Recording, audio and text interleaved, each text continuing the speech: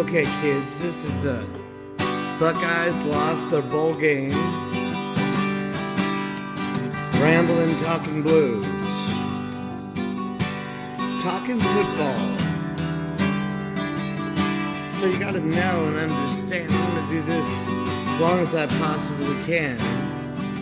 And talk about all the little aspects of Buckeye football that a layman like this Cheeto orange finger kid does.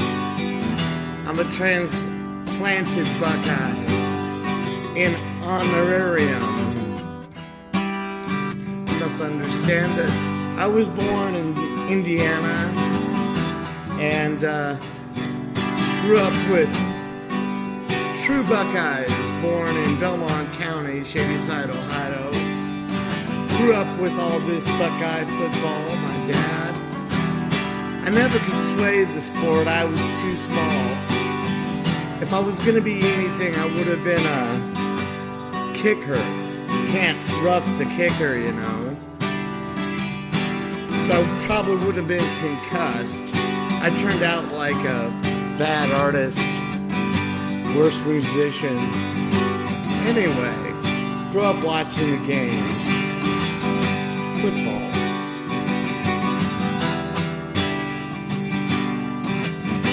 So yeah, the Buckeyes have a long story, history. Tressel brought back the Woody Hayes days. He was from Youngstown, Ohio, not far from St. Clairsville and Shadyside itself. So, yeah, I don't know much about football, except that I watch it all and I love the college game. So the Buckeyes are in this conference called the Big Ten. Our rival is that team up north, known as the Wolverines, arch enemies of us Buckeyes. Little story about a Buckeye. When those blues guys talk about getting their mojo working, well, the actual literal mojo is a Buckeye nut. And Buckeye nuts literally are very hard to crack, and you know I'm insane. So, Buckeye nuts were used in the South and other colder regions. If you warmed the Buckeye to a heat, it retained it very well. You put it in your pocket and keep it warm. Therefore, you kept your mojo working. I digress, but that's the plan.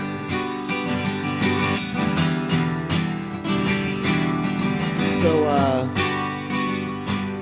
I don't know about play calling. I told you I was a wannabe kicker that never got to play the sport.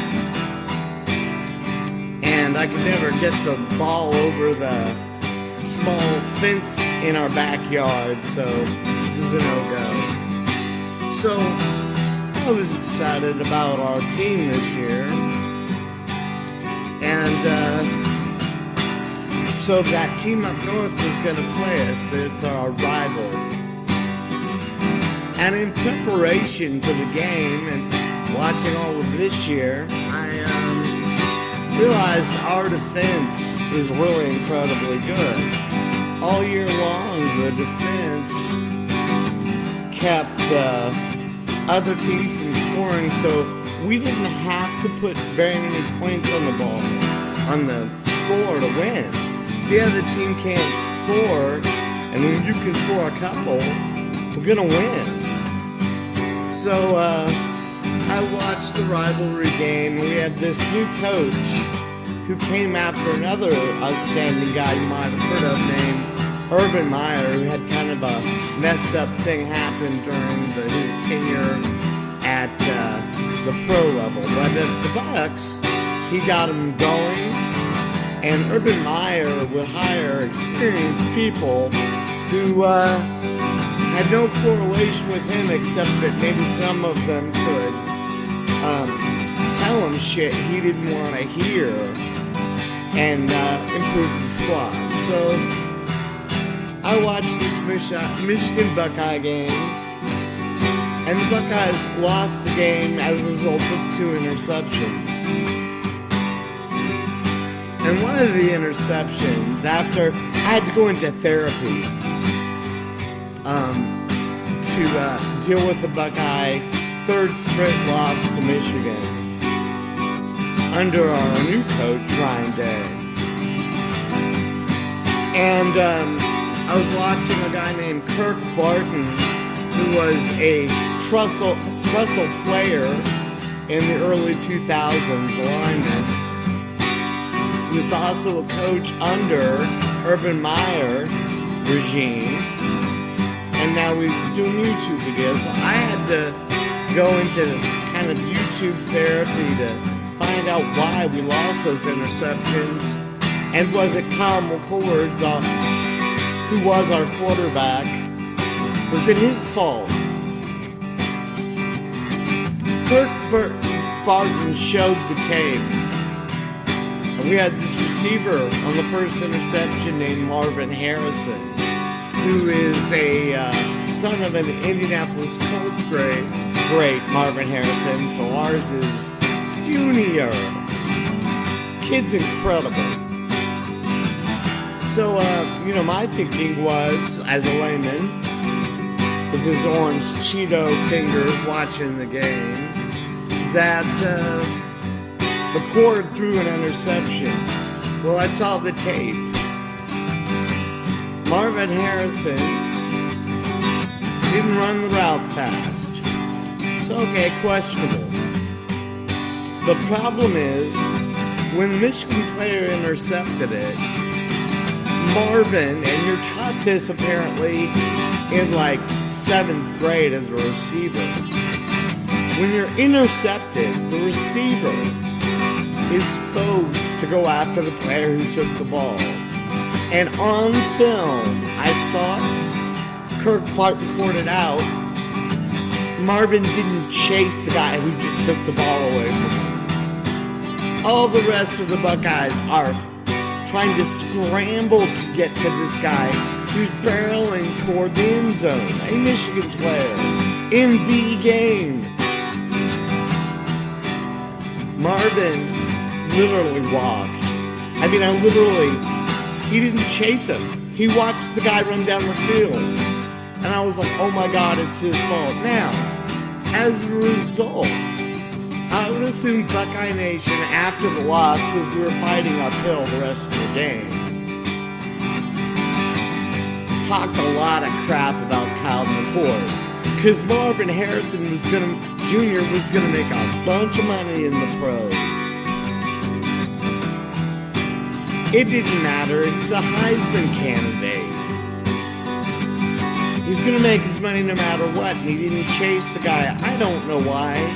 That's insane that he didn't do it. But no one's going to blame him. I mean, he's a superstar, granted so. Scholar was too. Bear with me, I'm losing breath. Try not to smoke as much. Hard not to be a chain smoker when you lose 3 times to Michigan. So, Kyle McCord, our quarterback, left for the transfer portal. I don't think Ryan Day shouted him out of Columbus, Ohio, but I could see why he wanted out. I mean, I imagine it was brutal. So McCord's gone. And so we're left with 2 quarterbacks. And this is getting to the Cotton Bowl Blues rambling part. I wasn't rambling already. Because there's an aftermath. And I'm in Buckeye support group therapy. So McCord enters the portal, goes to Syracuse. He doesn't want to compete for the #1 job. I get it. So we're left with another guy who broke his ankle or sprained his ankle earlier in the season. who had a number like 32 or 33, throwback to college history. Usually quarterbacks have a low number for their number, but he went with 32. Devon, God, I can't believe I've already forgotten our policeman's name. Anyway, we're in a bowl game rated number 7. And I mean, really, good wins this year against Notre Dame. Lost to Michigan, though. But any other squad wouldn't be going through the Ramblin' Blues. Any other school is used to not getting these kind of... any other school would die to have our regular record. So, this Devin Holmes, number 33, he had been injured in the Purdue game, I believe, sprained his ankle, but he was the second guy. And we had a third guy, maybe even another fourth guy, but the third guy was Lincoln Keyholtz, who wasn't in the spring game. Got to Columbus, I believe, in June of 2023. So he didn't have reps in the spring game. He wasn't there yet. I'm talking about what would be now the second, third player in line to start. It's coming to something. So Lincoln Keyholtz is basically 18-year-old, fresh out of high school in South Dakota. He's on what they call the scout team, which means even still he's not getting very much reps in practice. So we go into the bowl season knowing that our starter left to go to another school.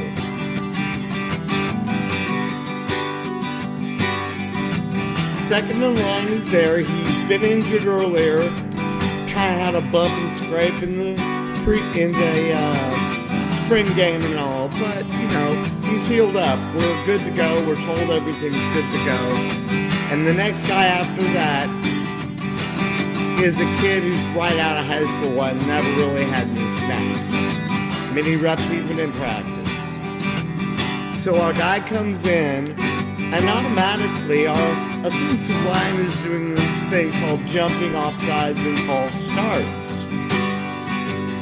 With our number 32, 33 guy in there, which is something you're taught in 7th grade. The offensive line's not supposed to jump off and have a false start. 7th graders know this, apparently. Pros don't do this, but that is the beauty of the NCAA college football. But anyway, our guys are jumping off sides. And you have to get that during all this, I know all this stuff because I've been through a lot of therapy on these with former coaches and players on the YouTube and hearing their opinions. So our guys are jumping off sides. It's okay. I can deal with it. Backed up, jitters, nerves, whatever. We've got 4 guys that started on the offensive line that have been at it all year, and apparently, arguably, they weren't so bad all year. Got a new guy on the line, and the older guys are the ones who are jumping. The new guy is apparently playing a position that he's not used to playing. So therefore, if you can't protect your quarterback with your offensive line, it's going to make for a really bad day. And this was one of those days. They're playing Missouri, number 9, who's grateful to be there, improve their program, but they're not used to the kind of success us spoiled Buckeye fans are. So it happens that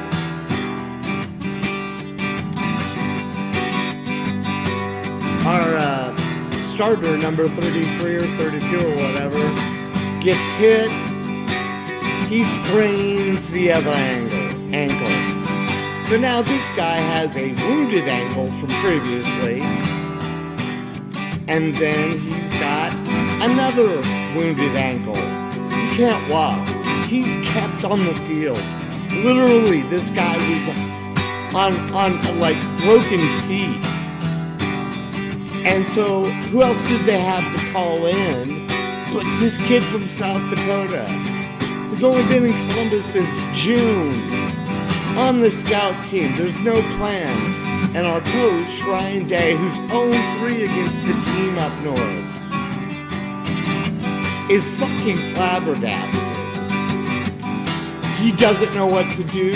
It's as if they had no plan for who's going to be the quarterback if this guy goes down, which he did. And then he's tried to stay in the game. He couldn't stay in the game. He's on broken feet, basically.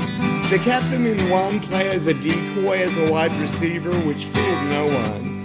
Our offensive line is not playing up to the ability of those children, or those kids, these 18 to 21-year-old college students. Now, I've heard in therapy from some of these former coaches, there's no such thing as a bad player. Only bad fucking leaving coaches. So, it was really the worst game I've ever seen in my entire 40 more years lives of watching Buckeye games. And mind you, I saw Woody Hayes in the stadium when I was 3. He's our legendary coach. I saw Archie Griffin and his backup runner Green. I saw the rivalry growing up between the Buckeyes and Michigan, the 10-year war. I saw Woody when he left, too. Saw Bo Schembechler, Woody's understudy who got a coaching job in Michigan. So, no plan.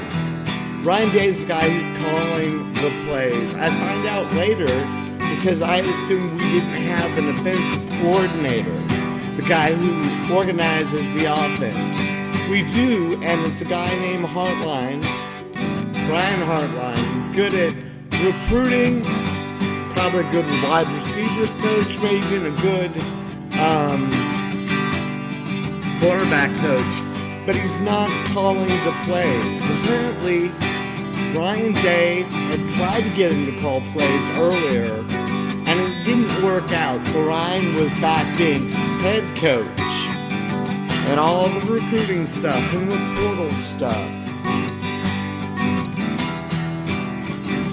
He does all that. And he's calling plays, and now you got your guy with the broken feet off the field, newbie there, offensive line, who's not playing up to their capabilities. It was the ugliest game I'd ever seen. So now we're all left watching YouTube videos to make sense of this. Our defense played out of their minds. I've never seen a defense play so hard and so well. Our defense played A+. I think everyone would agree. We saw this weird disaster losing to Missouri.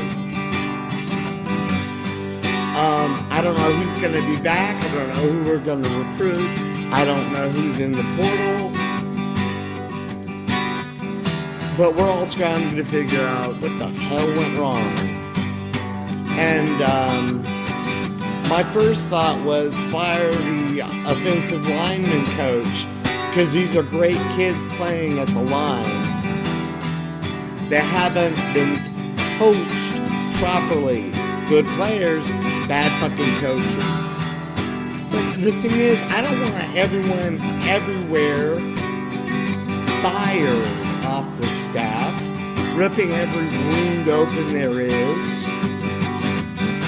I think we should give this guy who recruits well, give him a raise, but a demotion in name. He's not going to be the offensive coordinator. He's just going to be the wide receiver recruiter guy, quarterback coach, wide receiver coach. He gets a raise, but he's no longer offensive coordinator. We gotta hire someone so Ryan Day can be the CEO of the Ohio State football brand.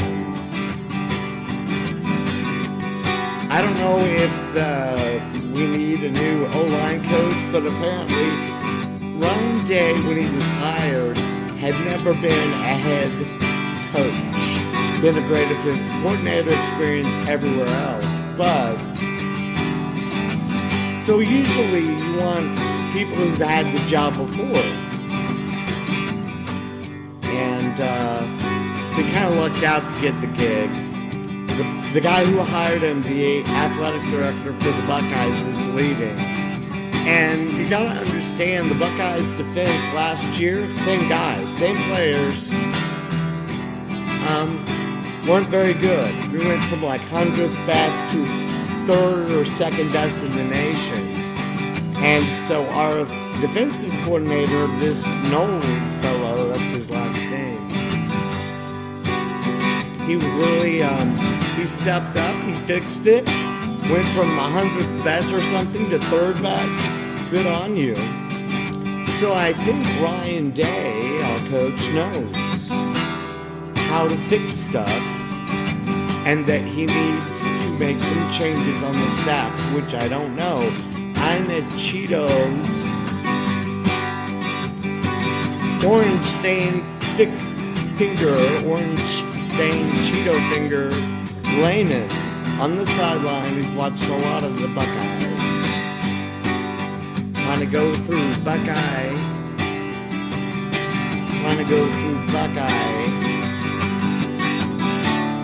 bowl game, Cotton Bowl game, Cotton Bowl Blues, Ramblin' Blues.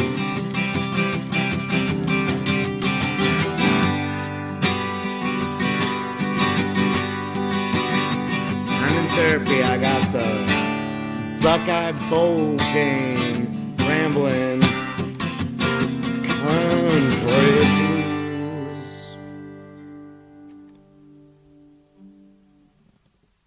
There's more to that, and it was 20 minutes long or more. But that was therapy. Bye, kids.